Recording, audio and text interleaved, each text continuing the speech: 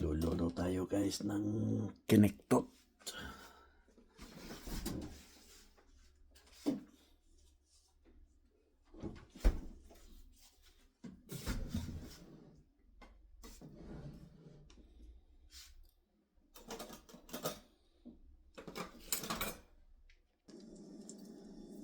Ay, kinektot butter with garlic guys. So, aking isa mo yung bawang.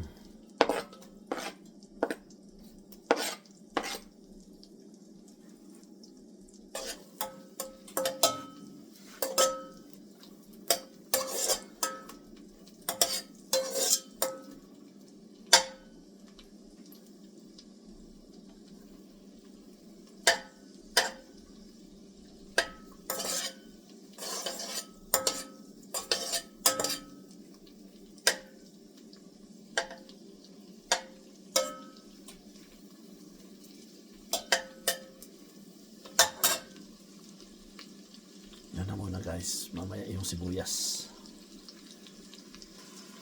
Lagyan natin yung sibuyas guys. Isa lang natin konti. Nagtuloy lang na nagpinto ng 10 minutes o 8 minutes na yung karne ng baka. So ilagay natin yung ating baka. Nahiwa natin ko ng maninipis. So lulutin lang natin siya ng 8 to 10 minutes guys. Huwag natin papagilin dahil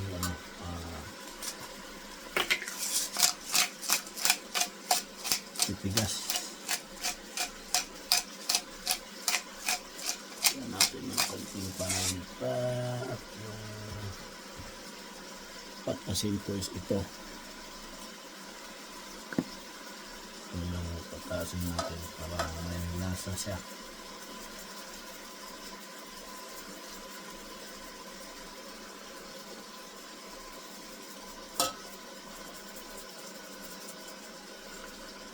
Pangalawi, hindi masyadong damihan. Halo lang.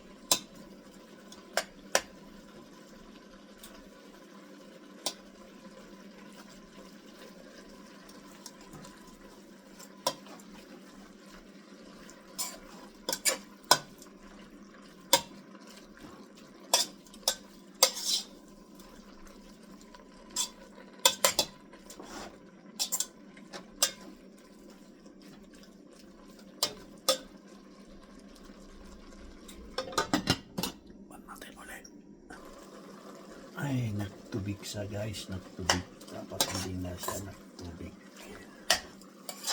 Bakit may tubig yung karne?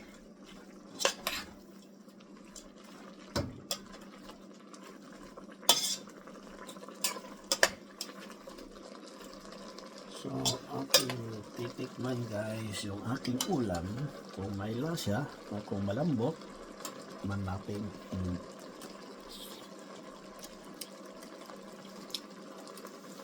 malambot ka guys.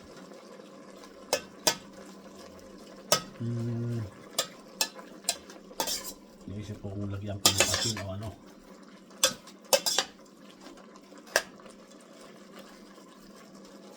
Tama na yan. Lagyan pa natin ito ng asin na lang.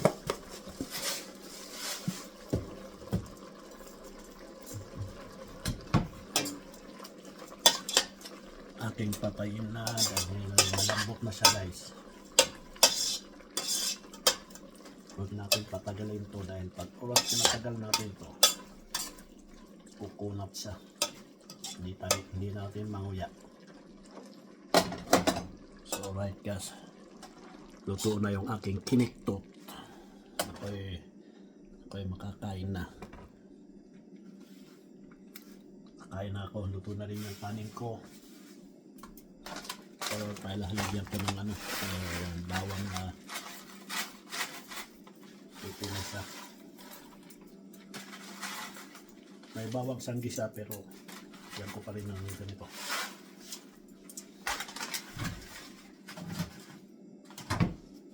Alright guys, ready to eat. I'm hungry, I did not eat this land. So this is my dinner. Malambot siya guys. Ako'y makakain guys dahil ako'y gutom. Magmukbang muna ako ha. Ulam ko kiniktot. Thank you Lord.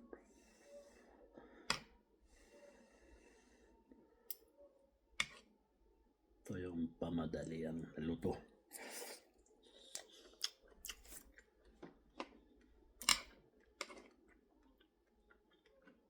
Hanman.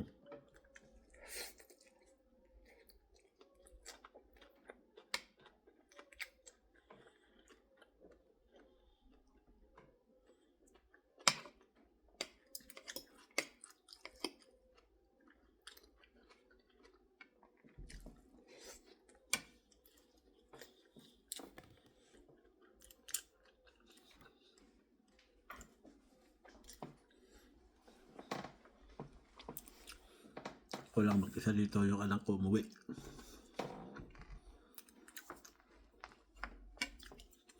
Pero uwi rin ako sa Friday.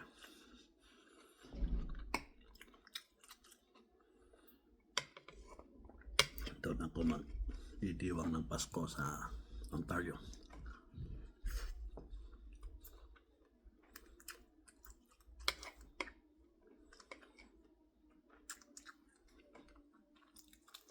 Sarap guys, malambot siya.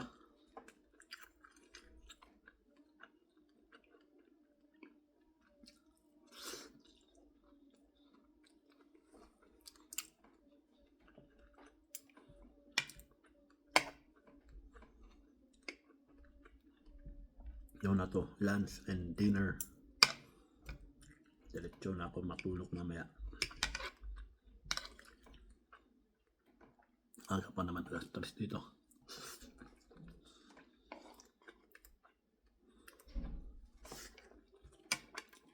So guys, hanggang dito lang tayo at see you again. Bye bye. Ingat.